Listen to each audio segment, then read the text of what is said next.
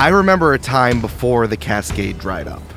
Here in Vertistello, the four nations of plant and bug people flourished and thrived. But the great waterfall that fed the land slowed to a trickle, revealing a vast salt sea and unknown islands. The only guide were the words of the 13 dried carvings. The water will slow to fall, but the tides are turning.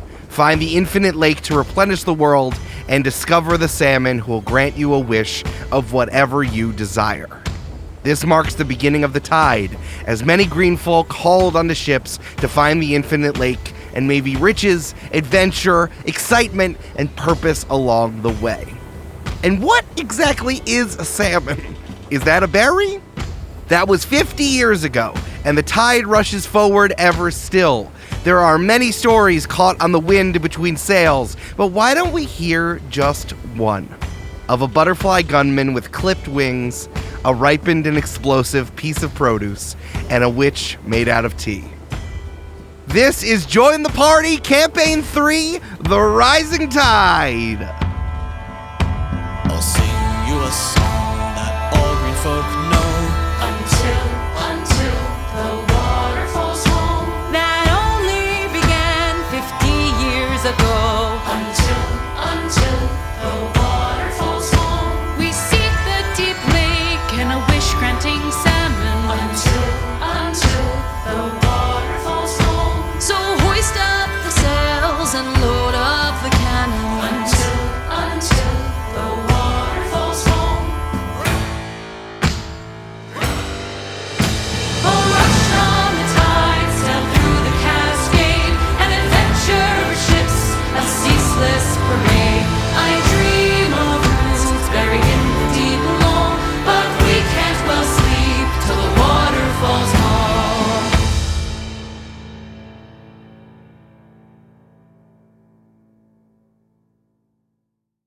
Hello, Brandon. So what have you prepared for me today?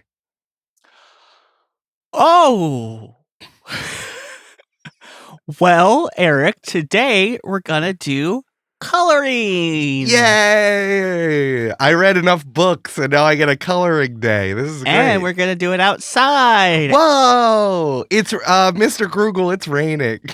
Oh shit. That's part of the art. It's watercolors. Oh, that's what watercoloring is. Brandon, I'm just kidding. Hello. Hi. Hello. I have something I want to ask you Okay. about our good friend Umbus. So, Umbi is very old and has a lot of kids, I think, right? He's very old. Unclear if he has any kids or not. Right. He just imagines it when he's on the precipice of death. Yeah, don't we all? I honestly, yes, I think so. You know, even if he has a daughter, the one he saw was a metaphorical daughter. You know? Yeah. Yeah. Like, it's like the actor playing his daughter. Mm-hmm. Yeah. So, I guess I want to know, Umbi's been doing this for a long time, and he's a pirate now, and he was a government representative for a while there.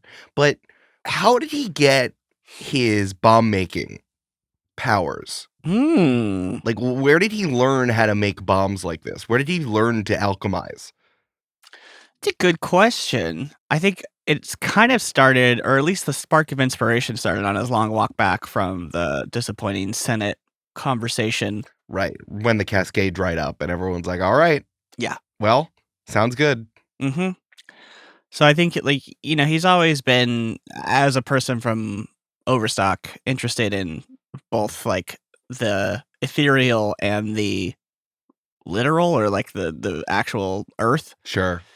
So I think, you know, he's done basic science and studies and stuff just for funsies. But I think, like, you know, at some point in his life, he accidentally mixed two things or knocked over a bowl of dirt, and it hit another bowl of dirt, and a little puff of black smoke came up or something, and that and he got his intrigue. But I do like the idea.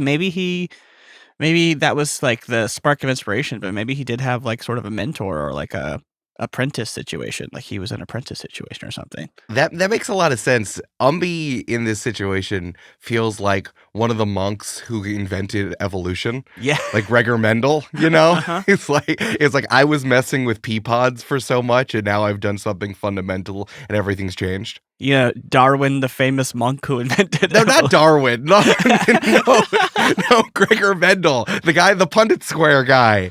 Yeah, maybe he did go like become a brewer or something, or like not literally a brewer, but like he had nothing to do. Yeah, exactly. Because he didn't want to be a senator, so yeah, he went off and sort of did something along those lines. Yeah, yeah, he figured this stuff out. What I'm saying in like the combination of being so interested in something is something that's so overstock to me, where it's like you spend all this time reading over arcane, mystic, religious texts, and then you kind of get stuck in that, and then you just end up talking to people about like theoretical stuff for a long time. Yeah. But there are also people who apply that ferventry, that zealotry to stuff. Yeah, 100%. And then you're like, oh, what if I perfected bombs for a very long time? Because I thought that was cool.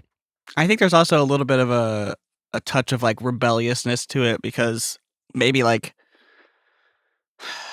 alchemy is not sort of like seen as evil or bad, but like it's definitely on the fringe of what is considered maybe okay by the planter. Like no But one's it's quite natural. sure. It's but It's natural. natural. Yeah, exactly. So that's why it's sort of like complex or no one's quite sure. But I think there's a little bit of a sense of Umbi sticking it to the man a little bit. Yeah. I had this idea. I was thinking about this too. And I had this idea of in the time after Umbi's in the Senate and he's messing around with bombs, he still feels like he wants to be helpful. And, what do you do when you want to be helpful and you don't want to run for government anymore because you're disillusioned with this? And now you make bombs for a living?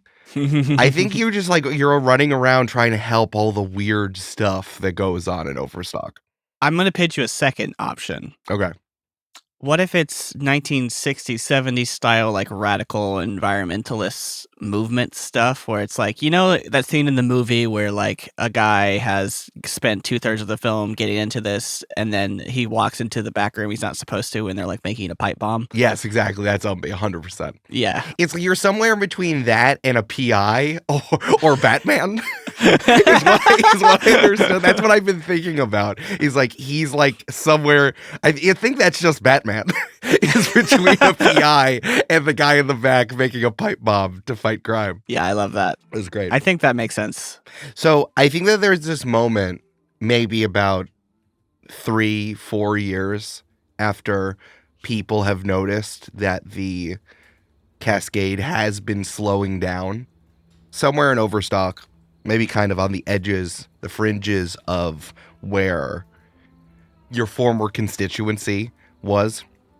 There is a small town with a windmill. Night is falling. And there's a bar open on the edge of town.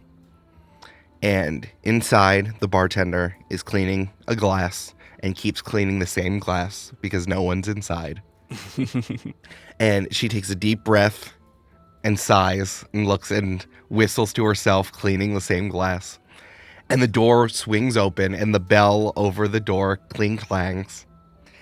And in walks a more haggard, worse for wear, but certainly more weathered, in the good way, version of middle-aged Umbi. Hey, it's Umbi! No, I'm just kidding. The audience stands and claps. It's Umbi! Yay! Yay! You Kramer push in through the door. Hey, welcome to the Bluebell.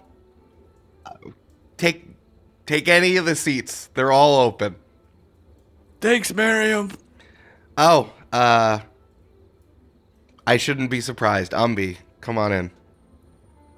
What do you want? What do you want? You want the usual? You want something more fun? We got no other customers.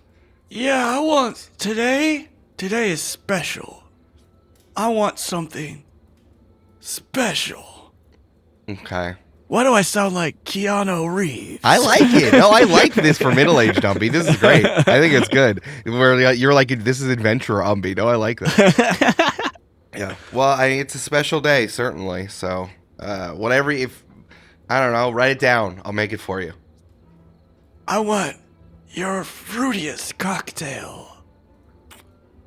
Well, I guess all this fruit I cut is just gonna go bad. So. Oh God, who is she?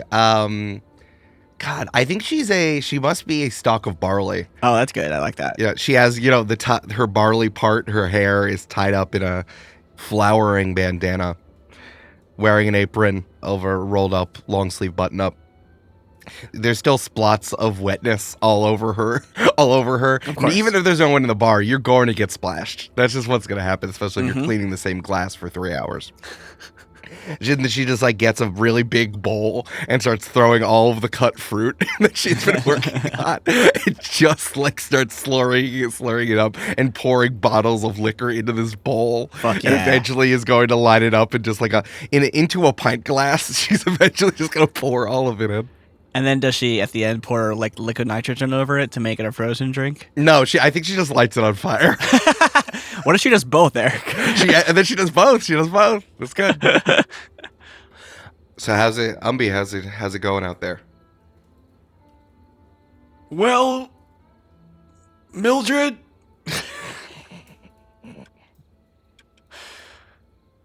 if I'm honest, it's a little rough. So you haven't figured it out yet? No. Have you?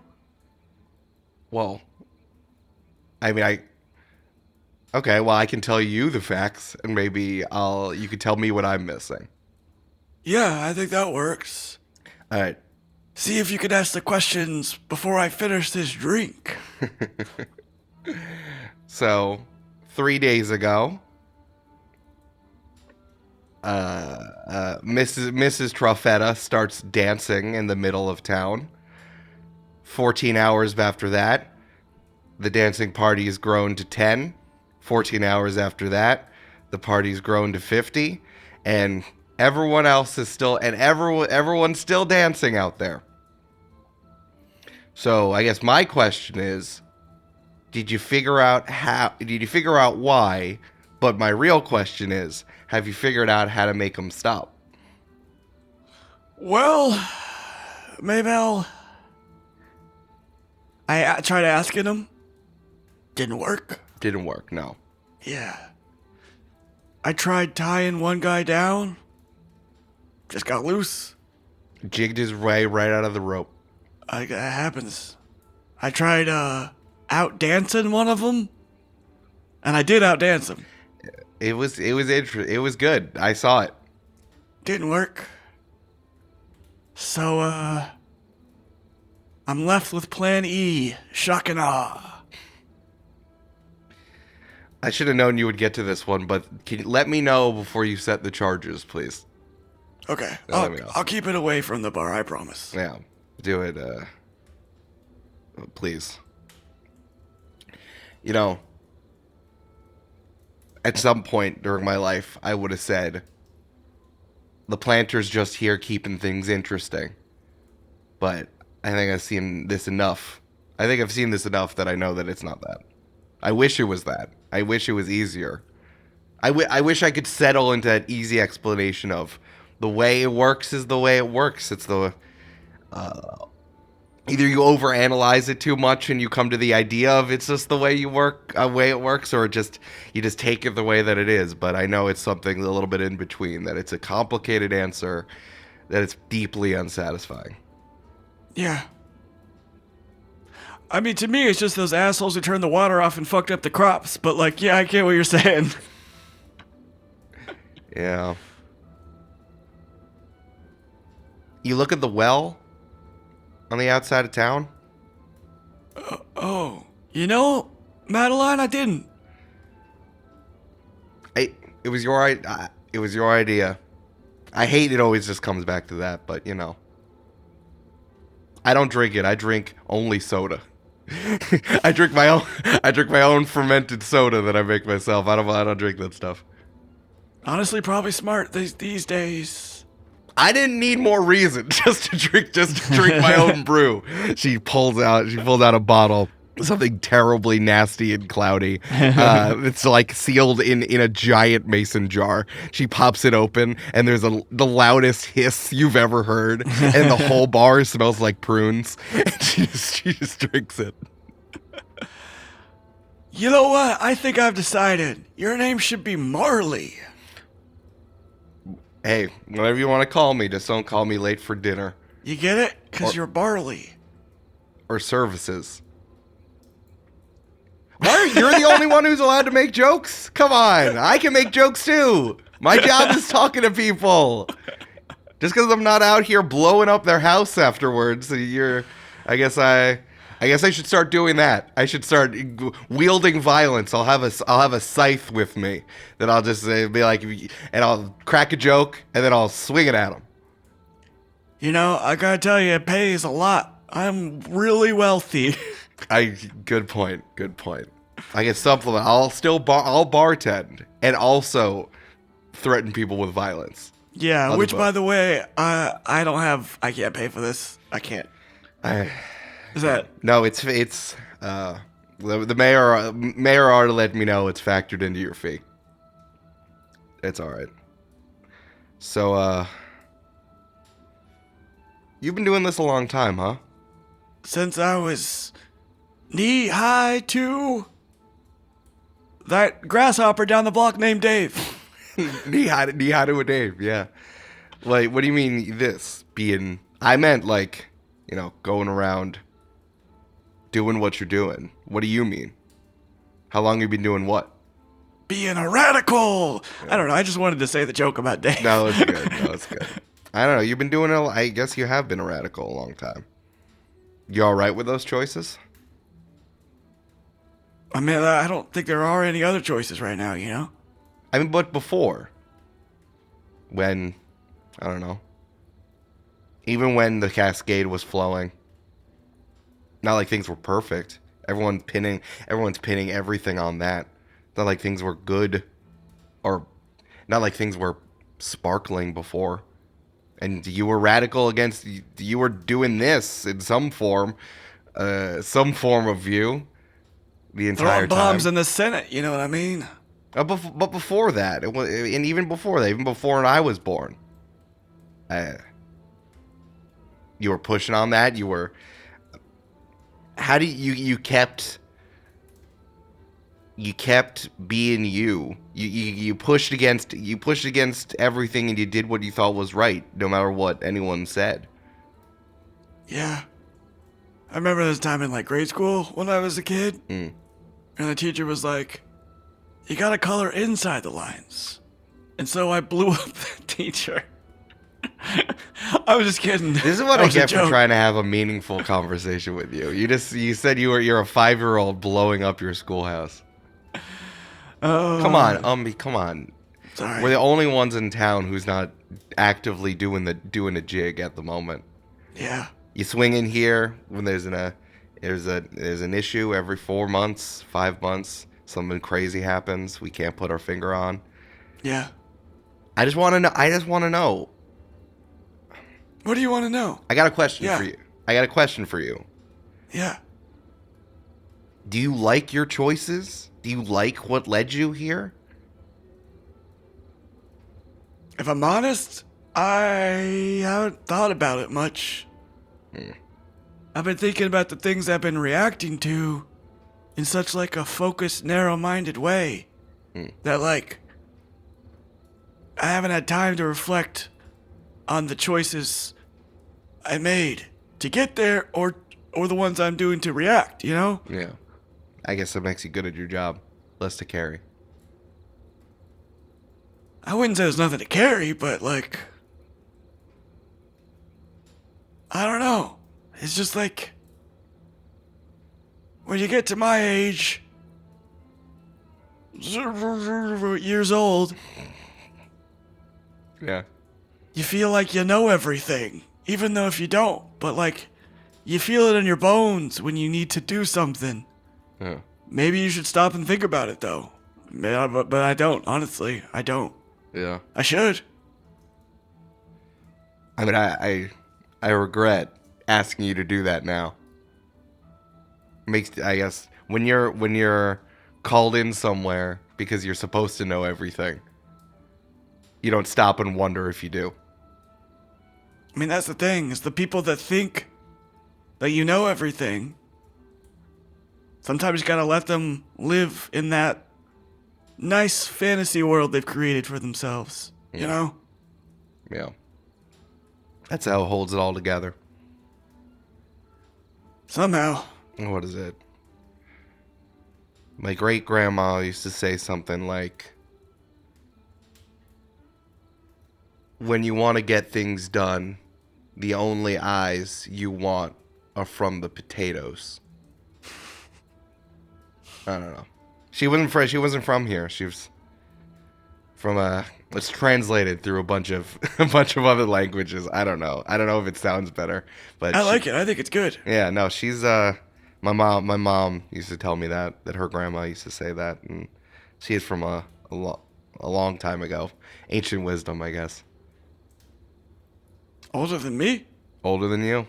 Whoa. Yeah, I know. So, if you wanted to think about it,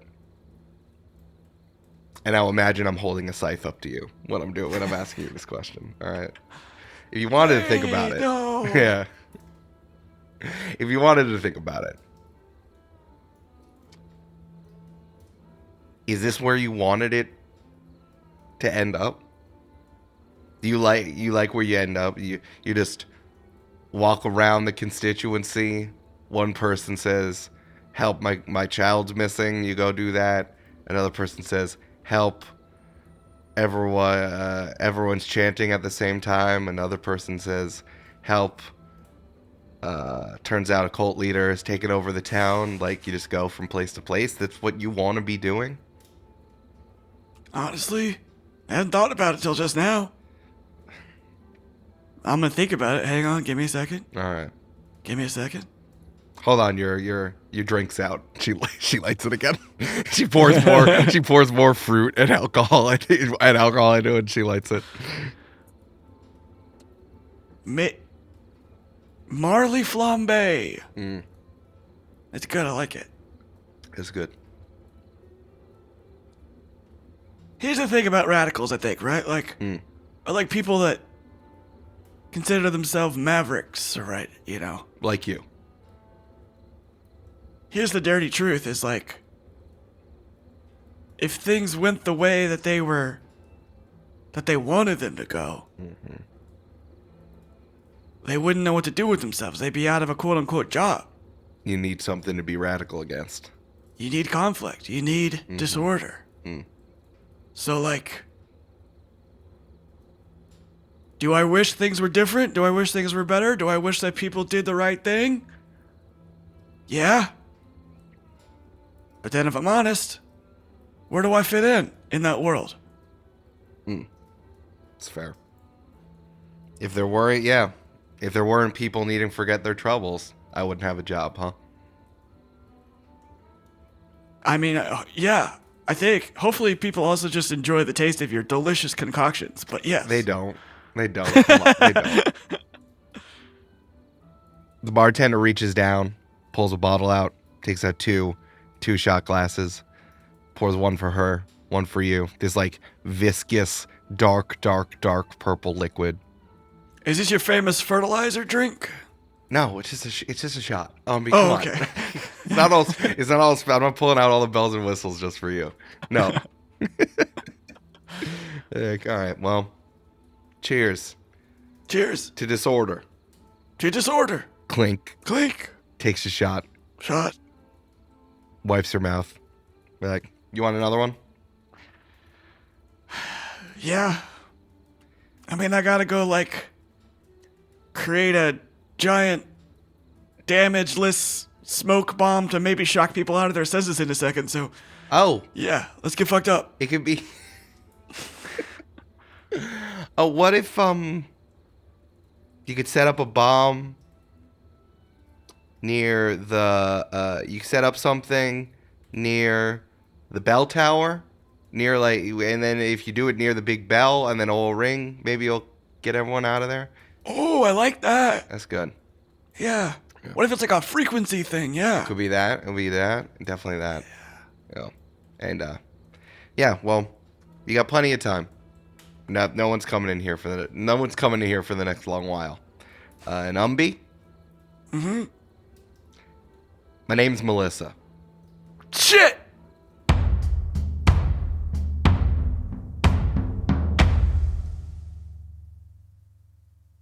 Hello, everybody. Amanda here. I am so excited to be bringing you this episode, and for so many of the episodes to come. We just had a big meeting talking about all the episodes we're making over the next couple of months, and God, I'm so excited. Like, you haven't even heard the stuff we've played recently. It's so good. So anyway, welcome here to the Midroll, and I hope you're having a wonderful day. Now, we can only make this show with the time and love and energy and time. I'm going to say it again because we put so much time into this show because we want it to be as great as possible. We want you to listen to it and feel like you're in a campaign with us, or like you are reminded of the theater of the mind, of the RPGs that you've played in the past, or the video games that have transported you, or maybe the fanfic that has like taken you to new places. That feeling is something I treasure and I think is really hard to find sometimes. And so being able to be one of those things that you sink into for an hour each week and hopefully feel a part of something bigger means the absolute world to us. And we can do it, like I said, because of your support on Patreon. Without the people who pledge as little as $5 to us every month, we would not be able to make the show. And so we take special care to thank the people like There's Only Soup, incredible name, who joined at the $5 tier just a couple of hours ago. Thank you so much. And thank you as well to everybody who has made it a priority to support independent media that they love on Patreon. If you have a few bucks to spare, join us please at patreon.com/jointhepartypod. This week at Multitude, I love whenever a new episode of Big Game Hunger drops, and great news, it drops on Mondays. So as you are particularly feeling that pre-join the party, like, oh, I want to join the party new episode, but it's Monday, it's not Tuesday. Oh no, what am I going to do? Listen to Big Game Hunger, okay? It's incredible. This is where Jenna Stieber and her friends craft the next big video game every episode. They start with a randomly generated genre, concept, and vibe, and then they go through a hilarious and generative and sometimes very touching process of making that game all the way from their randomly generated scratch. It is so much fun. Jenna is such a professional, and the guests she has on are incredibly fun. So look up Big Game Hunger in your podcast app now and listen every Monday. Join the Party is sponsored this week by Cornbread Hemp. So in 2018, the founders of Cornbread Hemp, Eric and Jim, not this Eric, realized there were no CBD companies out there making high-quality, full-spectrum CBD products. And they actually set out and became the first ever USDA-certified organic CBD company. That means that they use Bluegrass Basin Hemp, TM, in all of their products, and they use flowers only for their CBD products, which is like only the good stuff and none of the chaff. They are super sweet. I've spoken with them. One of them used to live in Greenpoint and we went to the same pizza place. They are absolute sweethearts, and I use their CBD sleep gummies pretty much every night. They are delicious. They make me feel like alert and rested and ready to take on the day in the morning, and they help me not just get to sleep but stay asleep throughout the night, which is definitely a thing that I used to find challenging. And now, as long as I've got my sleep gummy, like, I'm good to go. Honestly, it is such a weight off my mind. They were also kind enough to make us a promo code. So if you go to cornbreadhemp.com and use the code JOINTHEPARTY, you'll get 25% off. They also have a ton of incredible information about CBD, what that means, what it means to be organic, and also independent lab reports certifying the makeup of their products. So once again, that's cornbreadhemp.com and use the code JOINTHEPARTY for 25% off. We are also sponsored this week by Tab for a Cause. No matter where you live, no matter what you do, no matter if you've got money to spend right now or not, you can raise money for charity while just doing your thing on the web with Tab for a Cause. One of our oldest partners is a browser extension that lets you just see a beautiful photo and a little text ad, and that helps raise money for charity every single tab you open online. If you're anything like me, that's like several dozen per day.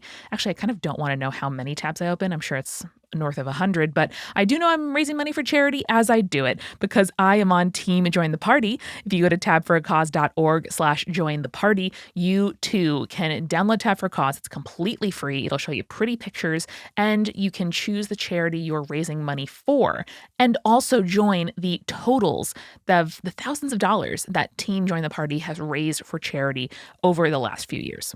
One more time, that's tabforacause.org/join the party. And now let's get back to the show.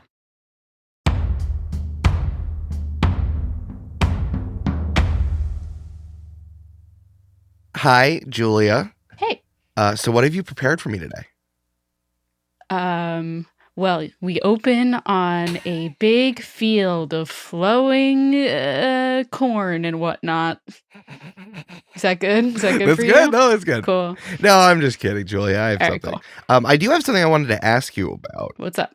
So I was thinking about how Cammie and Baba Rutabaga, like, did they hang out in the intermediary time?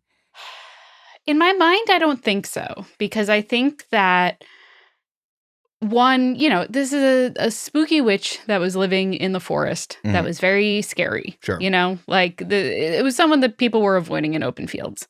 So I think that in a way, Cammie's reaction to leaving open fields would not have been like, oh, let me go talk to the scary witch lady who was mean to me in the forest and then cursed me. Mm-hmm. I think it was, let me get out of open fields because it's dangerous for me here. Got it. Okay, that makes sense. I had this thought of adolescent Cammie. I could see needing to get her trained up as someone who has power, a magician. Right. Or a magician, or just as a useful pirate. Mm-hmm. And I can only imagine that for a while, Smelly Haze made Cammie do grunt work a lot of the time. Yeah, I think Cammie, so we've established in canon that Cammie was working at a tavern on the edge of open fields and the Great Salt Sea. Yeah. As kind of just a bus girl, whatever they needed kind of thing, while also on the side doing tea leaf readings. Yeah.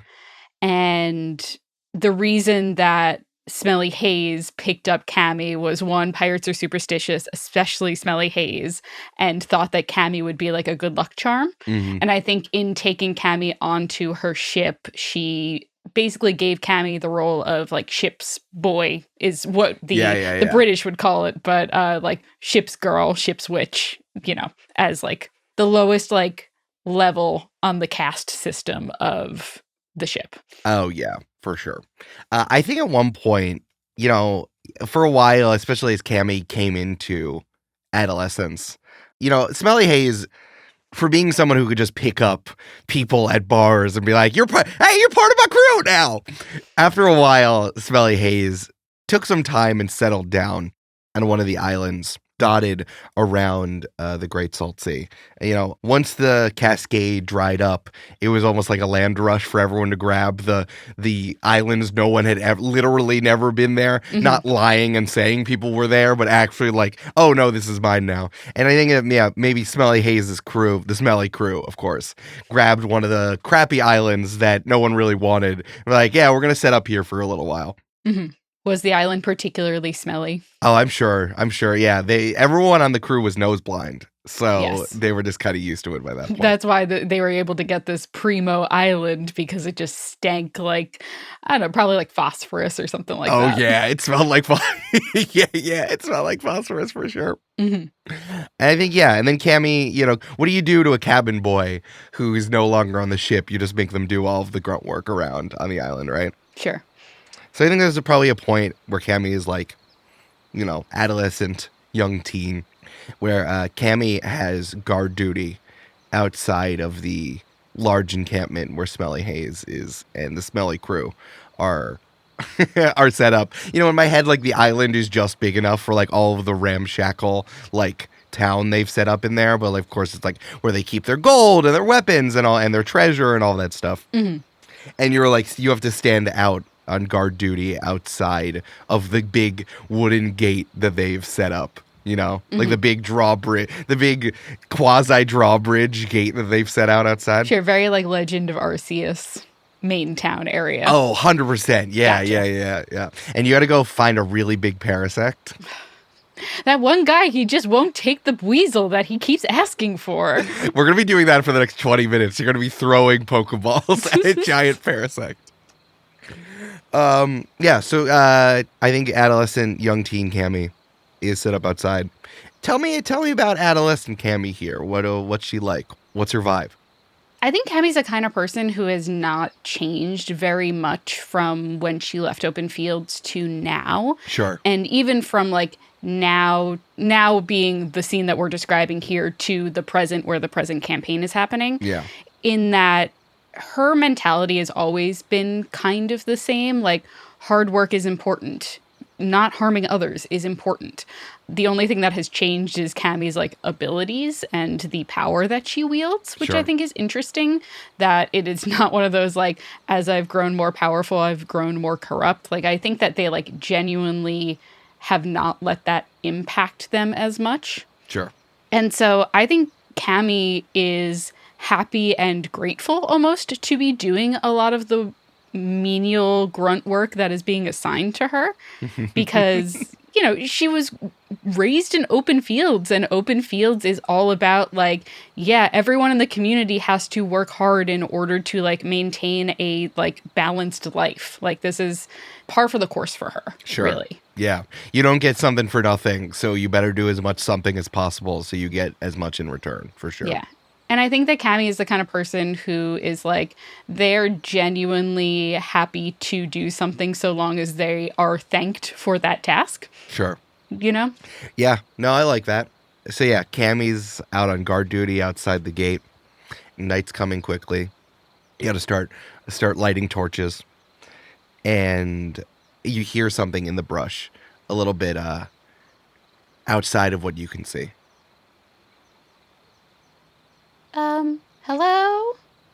Hi? Who's there? You hear heavy steps coming towards you. Uh-oh. Please state your business. I certainly will. Stepping forward is a bundle of violets. This green folk is a bundle of violets, like 5 heads kind of arranged in a bouquet. And then all of that, like a bouquet shoved into a vase that's a little bit too small, is shoved into some scratched and scarred armor.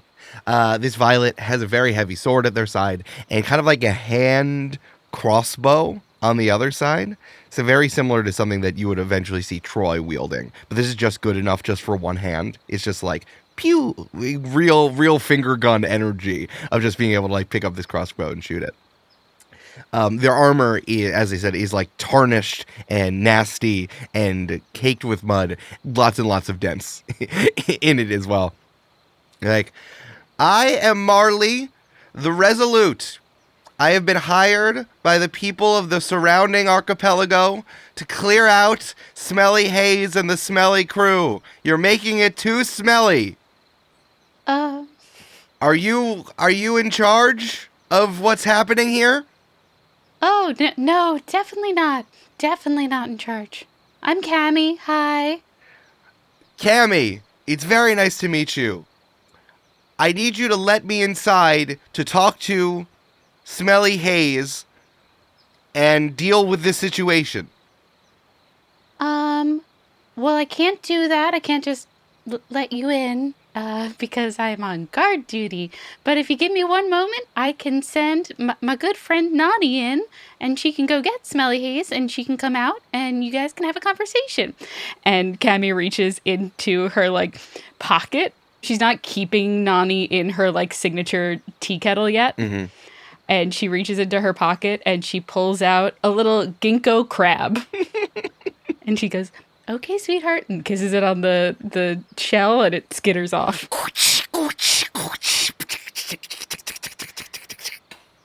I was Googling smelly plants. That's so good. I figured because Cammie's on this crew, Nani would take the form of a stinky plant animal. Be a stinky crab. So a ginkgo crab. A ginkgo crab is great. Then I get to do my crab sounds. You know I love my crab sounds. I know you do.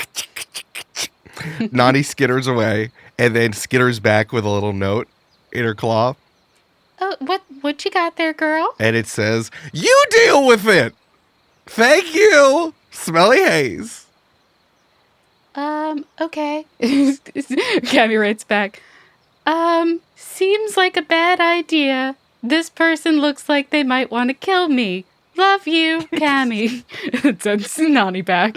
Sorry, real quick. It shouldn't take more than like 5 minutes. My patience is fraying. Well, patience is a virtue that the planter bestowed on all of us. Nani comes back and says, "You got it, kid. Love you, Smelly Haze." So, Smelly Haze has politely declined meeting you this evening. I think she's very sleepy.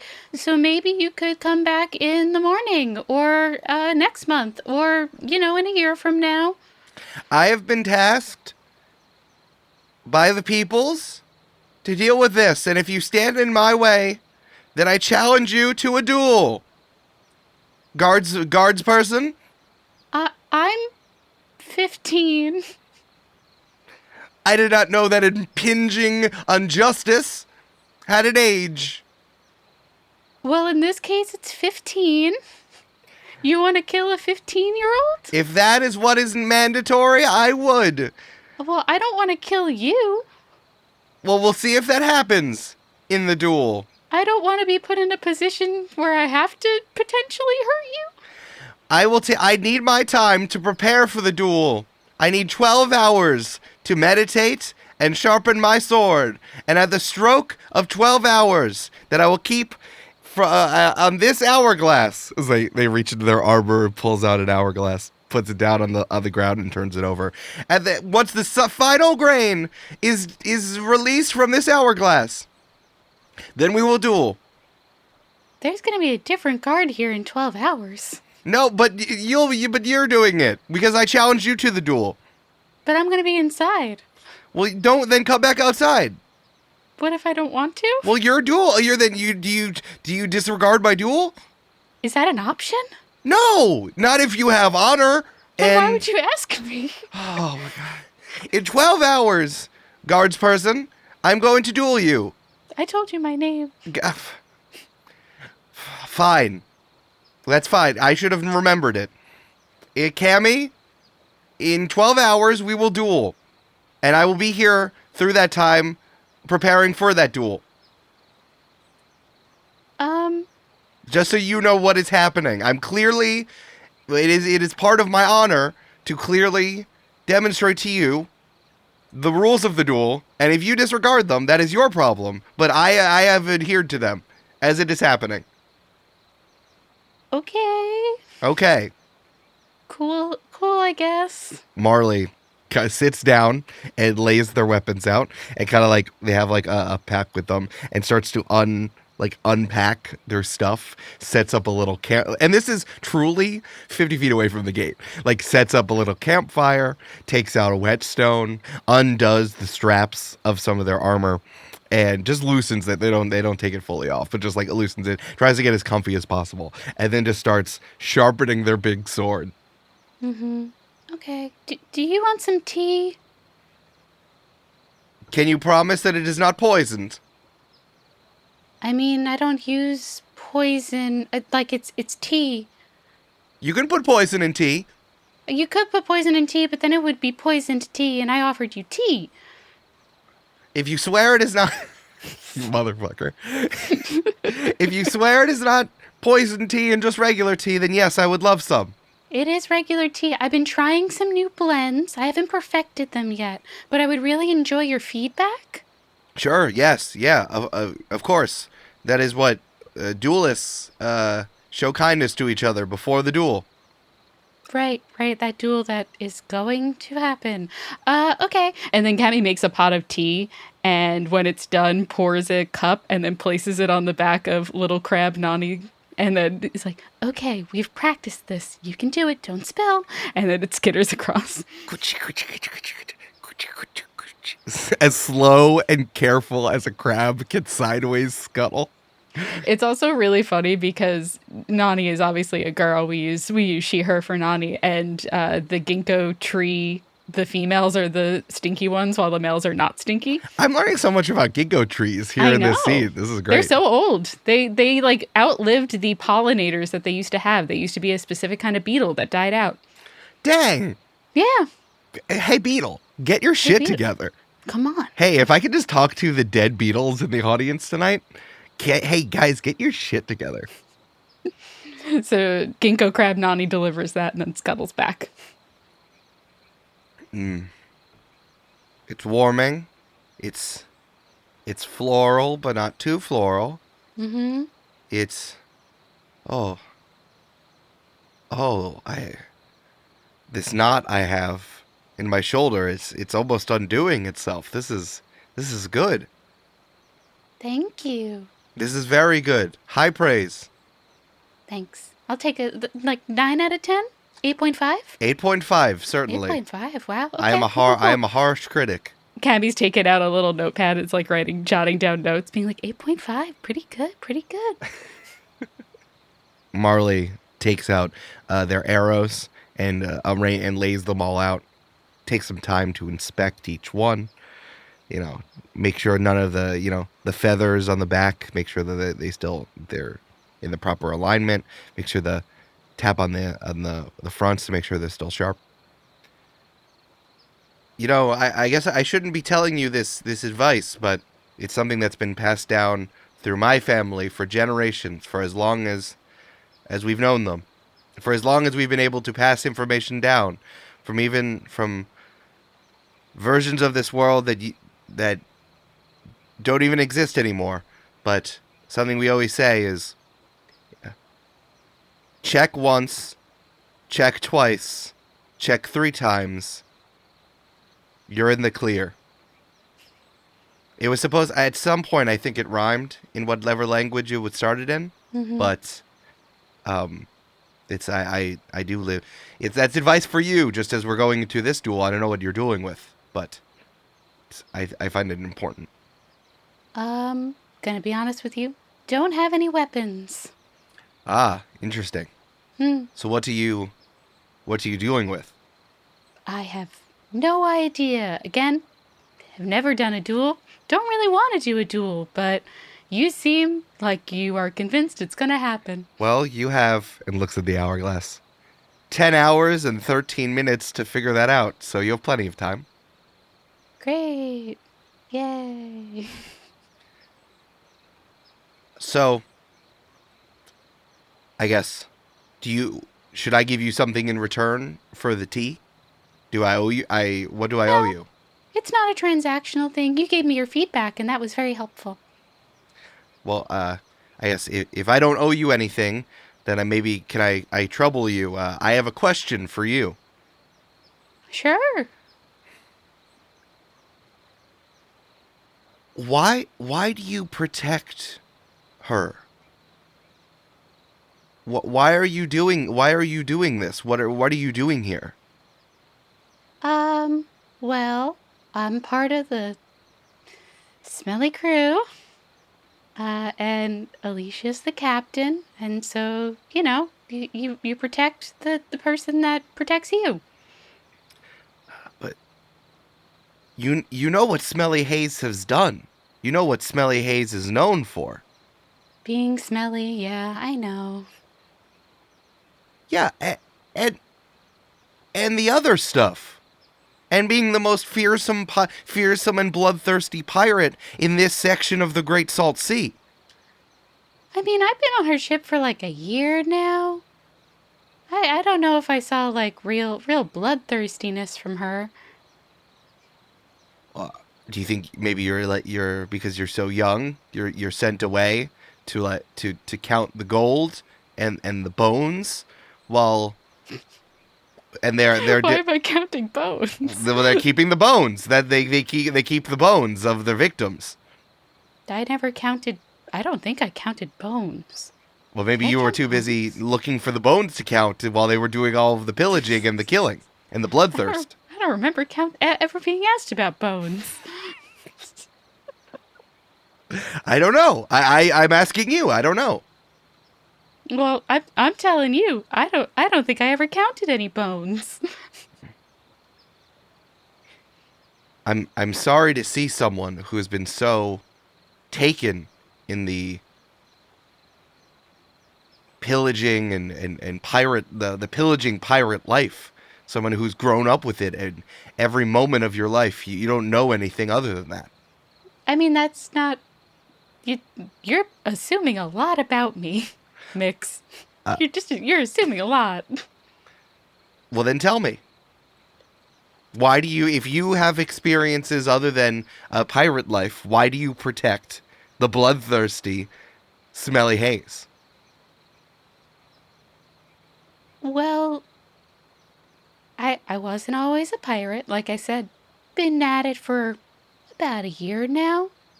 And it's nice. Like, like a solid 6 out of 10 pirate life so far. But it's... You were bulb-napped? As a little bulb, you were taken from your fam?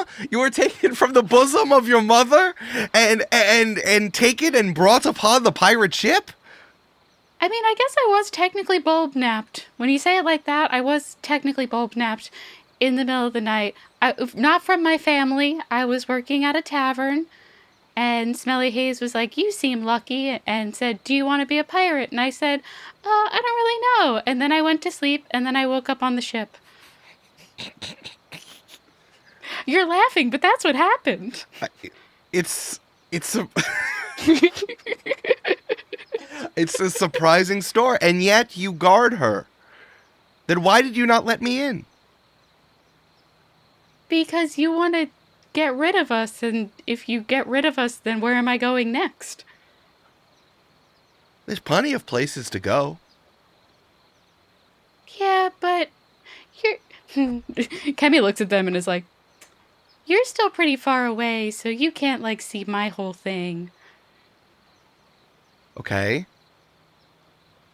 There are not a lot of places for me to go. Let's say that. And that's why you want to duel. And that's why Again, I don't want to duel. I don't know how many times I have to say it. I don't want to duel. And that's why you're standing in this duel for Smelly Haze. I guess. It's admirable, but I will defeat you. Okay. Does that mean I have to die? If you lose. If it goes bad for you. I mean, those are the two options, is I kill you or you kill me. Ultimately, I think it's more...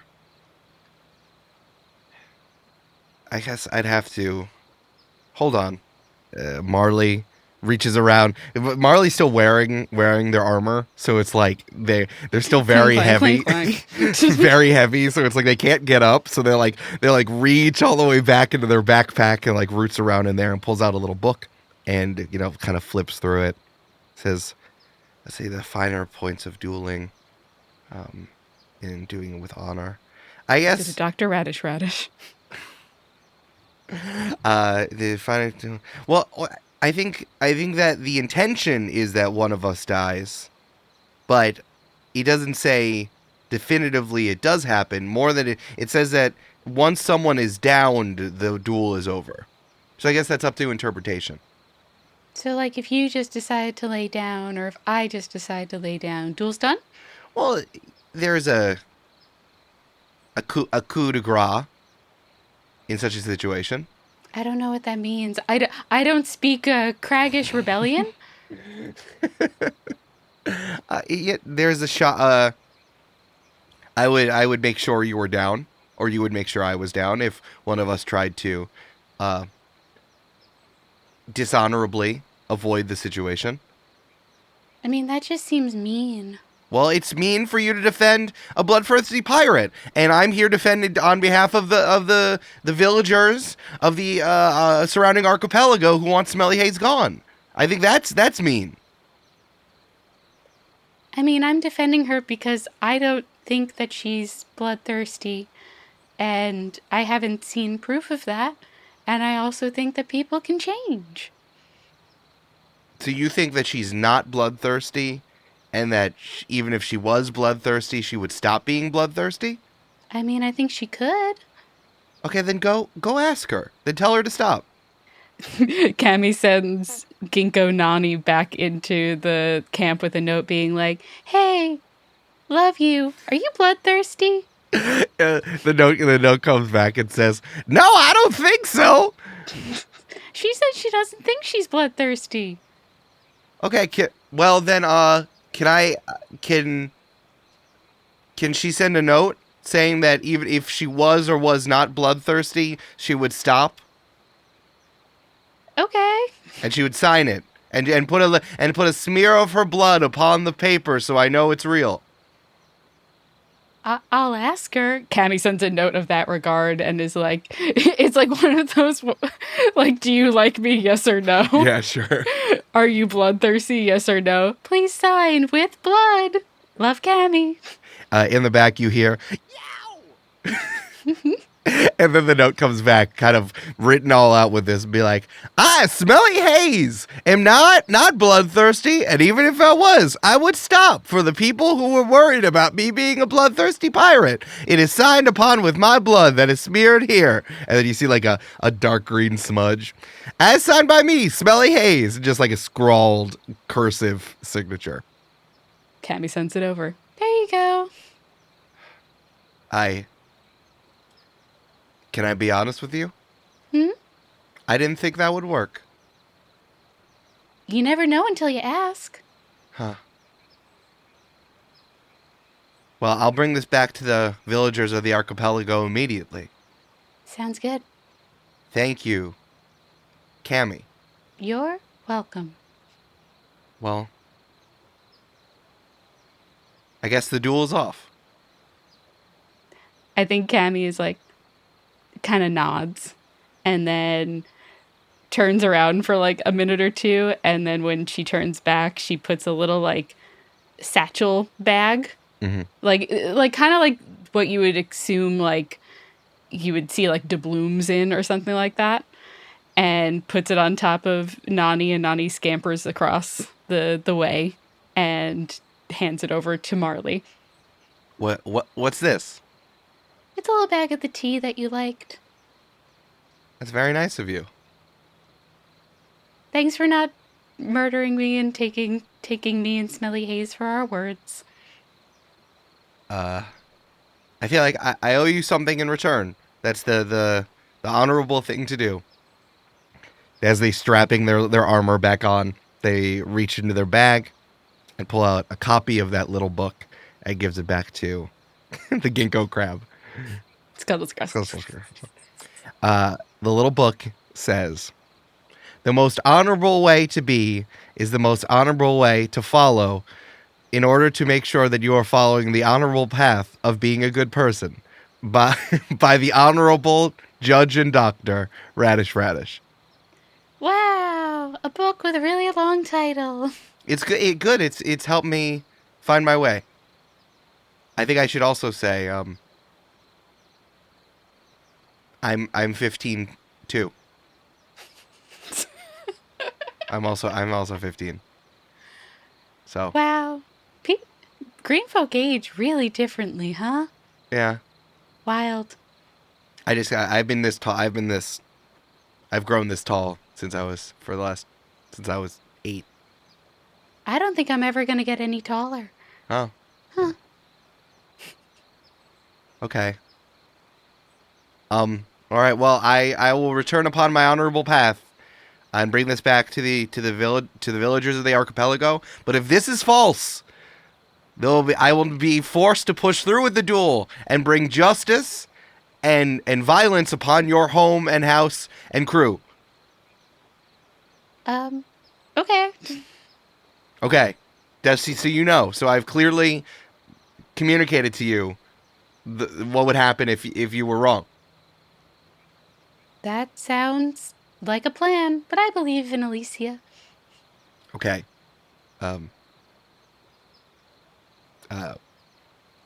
Goodbye, Cammie. Good evening. Cammie does a weird little curtsy bow. Yeah. Marley does like a weird half bow salute to you Cool. and stomps back out into the brush. What does Smelly Haze do the next day? I pictured like Cammie coming in and Smelly Haze is doing yoga stretches. Like sun salutations. Why did you need my blood? Someone was asking if you were going to be bloodthirsty, and if that you were, they were going to try to kick us off of this island and all that kind of stuff. Oh. Yeah, I guess that gets around. That, what? We should leave tomorrow. Why? We're packing up. Why? Everybody. We're going. Wait, I have several questions. They asked about bones. Have I been counting bones?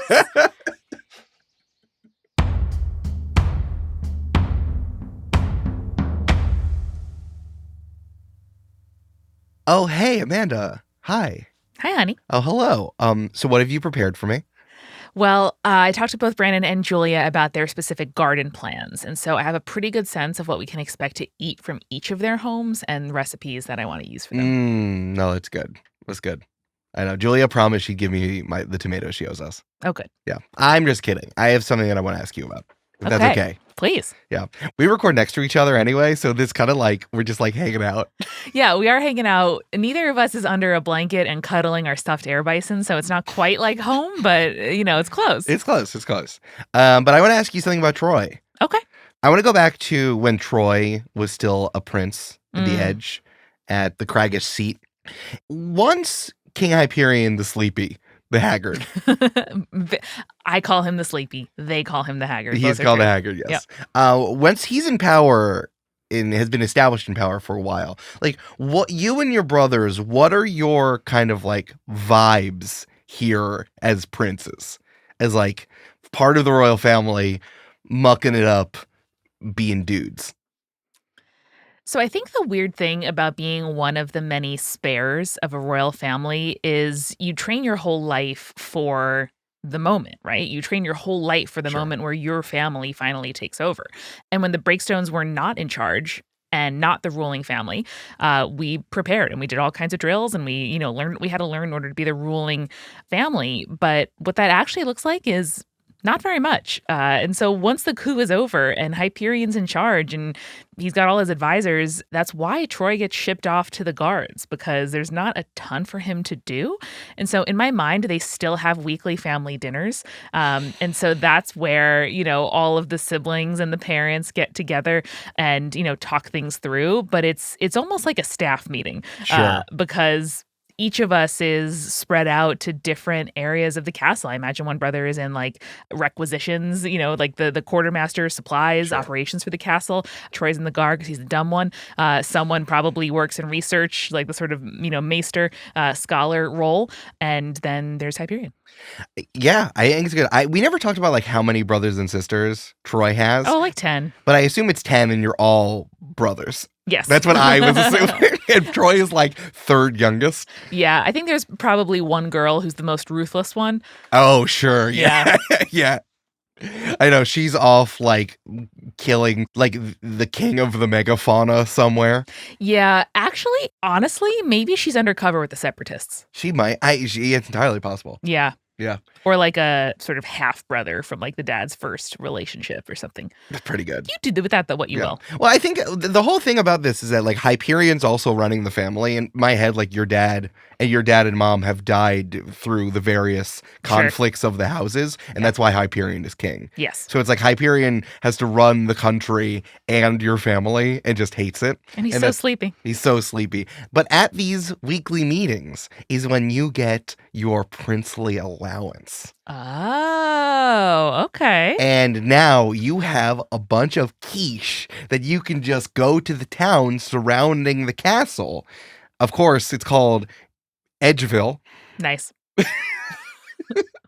could go down to Edgeville and just spend all your money on stuff. Hell yeah, man. And as you do, when immediately you're given your allowance, you scamper on down to the village. Mm-hmm. Yeah, no, it's the last thing. They pass it out after dessert, so you gotta stay. You gotta stay and listen to the emergency warnings that Hyperion is supposedly telling you. Yeah. Tell me about what these shopping trips look like. Like you got a bunch of money in your pocket. What do you go and do? I think it's important to Troy to try to endear himself to his classmates in basic training.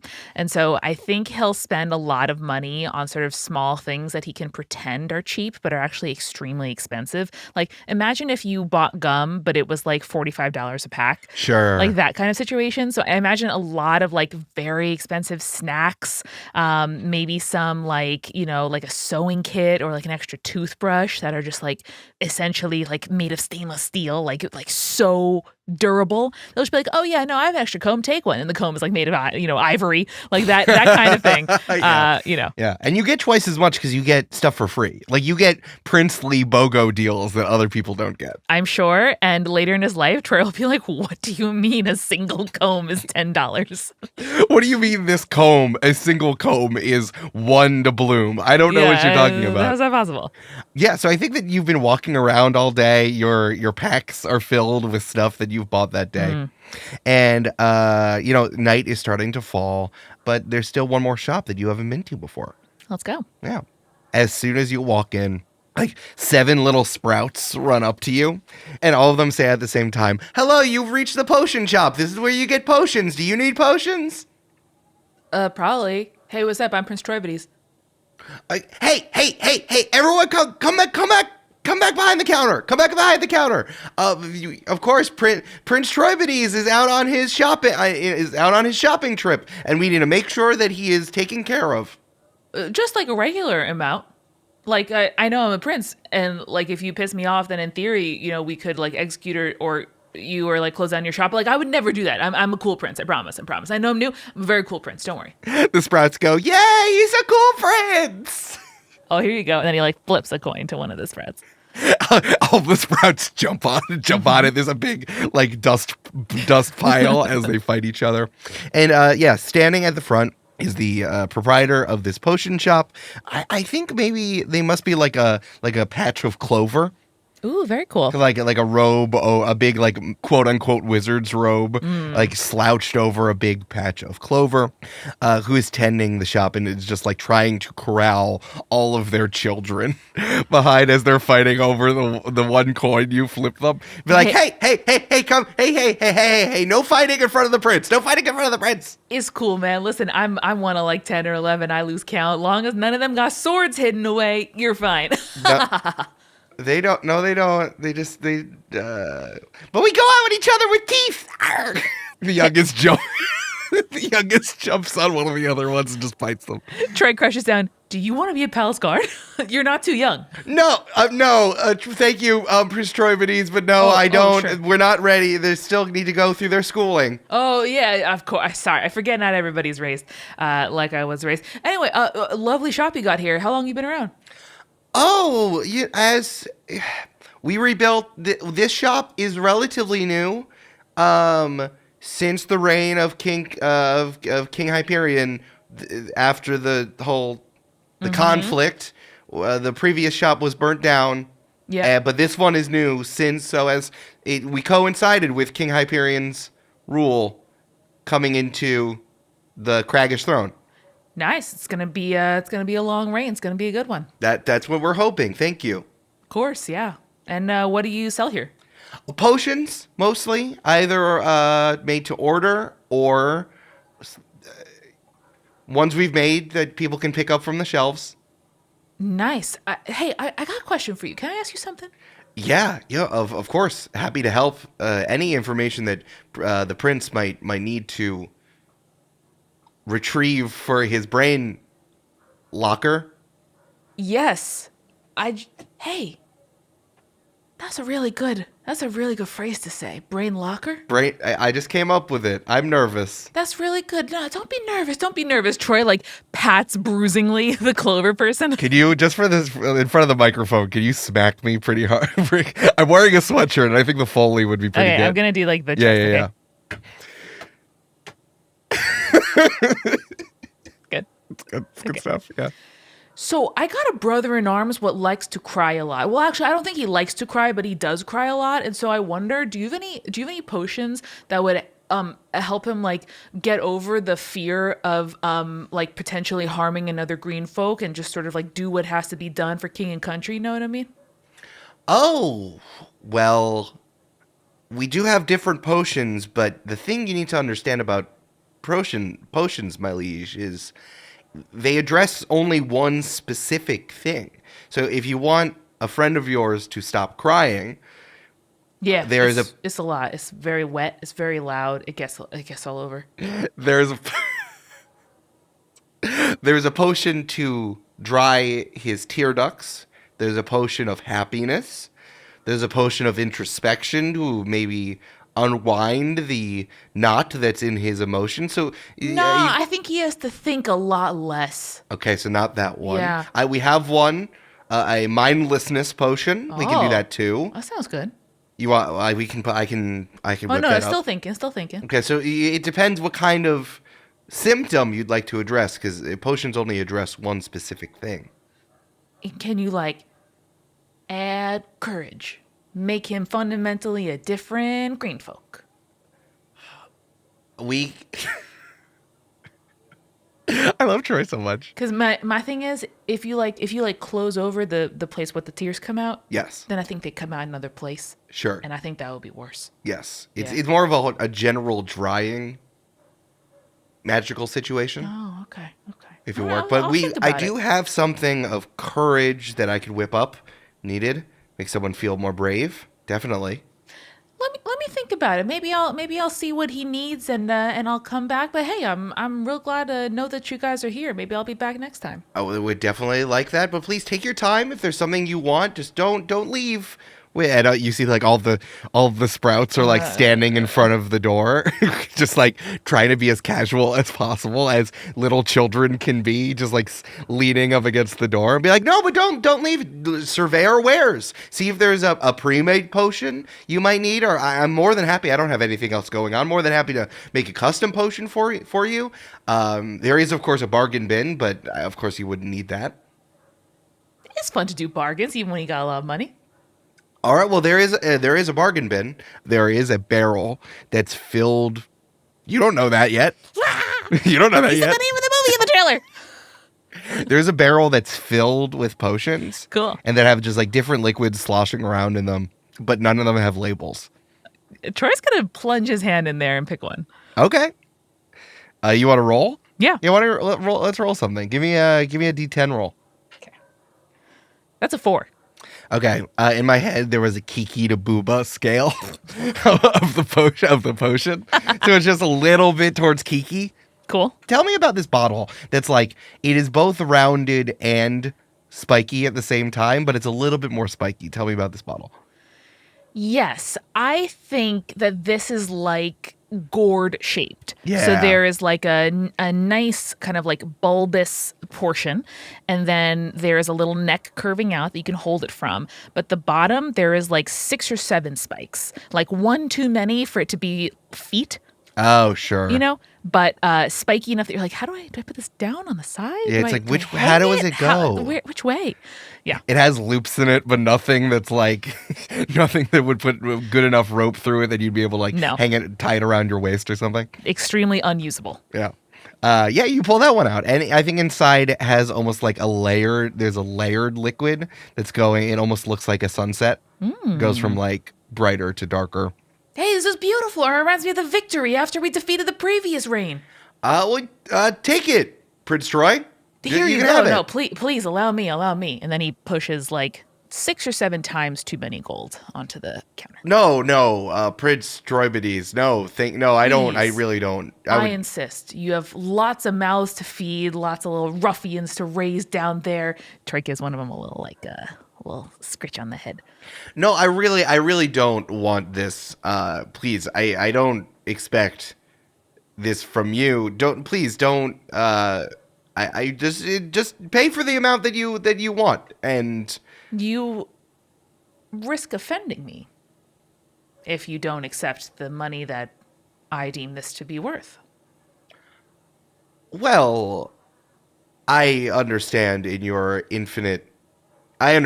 wisdom what you determine values to be, but I don't want to feel that you need to go to places and overspend. It would make me look worse in my amongst the other shopkeepers and everything. So it's fine.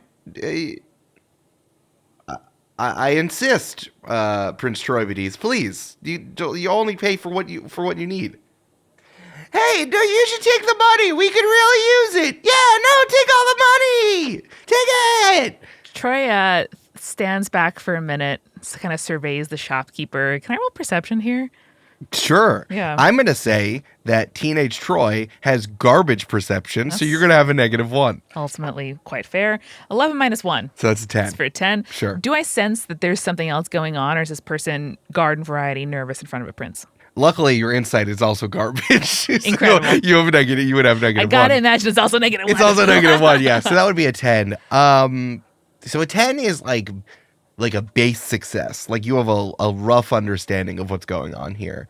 Is that this green folk, this clover shopkeeper, is uncomfortable with getting charity. Got it. Even from you. For lunch, I ate a shoe. Take the money. You know, you're right, folks. You got to listen to your elders, and you're absolutely right. This bargain barrel, what, one? Just one. One Yeah, point? just All right. one. Just one. There you go. Troy slides one across the counter, holds awkwardly, like with like a crook of his finger, the potion, and then says, "Hey, you, why don't you open the door for me? And would you wrap this up? Hey, would you take this outside?" And he distributes one more coin to each of the seedling children. And shine my shoe. And hey, pick up my case, pick up my pack, and kind of like gives each of them a little task to do. Absolutely, Prince, we're on it. They're all running around doing stuff as you slip each one of them a coin. I think you see Troy like exiting the shop, followed by like 10 little sproutlings, one carrying like a shoe, one a bag, one a pack, one like dusting the road in front of him, one closing the door, one opening it. Now that you're outside, the shopkeeper like rushes outside and be like, "My liege, please come back, please. I did not mean to offend." You did not. My business is simply concluded. Or was there something else you wanted to tell me or show me? Yes, please come back inside, please. I do have one request for the house of Breakstone. All right. No. Keep an eye on my things, kids. Got it? I think 3 of the sprouts are playing with your crossbow. Great. Careful. Those are sharp. Ping! The arrow goes in the air. A lamp breaks. Troy's like, all right, I'll tell someone. The shopkeeper ushers you back into the shop. Of course. And may I ask your name, gentle green folk? Green John, the potion shopkeeper, my liege. Oh, I get it. You're green. Of course. My whole family is green. Oh. You go back generations. From ancient times, we've always been green. We've always been green, and the men have always been John. Makes a lot of sense. Listen, if you have a problem, House of Breakstone wants to be here for you. I don't have a problem. It was very kind of you to come to the shop and see my children, seeing you here, and your kindness. It goes noticed. Thank you. My small role in the House of Breakstone is to keep my family and the townsfolk safe. Seeing me should make you feel safer, and makes me glad. I do. If I may, I have a question for you. I'm not too good at questions, but I will try. Do you have any advice for someone like me? How can someone, a shopkeeper in Edgeville, how can I live my life to be in the way that you and your brothers live yours? Oh, to like rule briefly but strongly, and then probably die in my bed in a violent coup? No, I meant,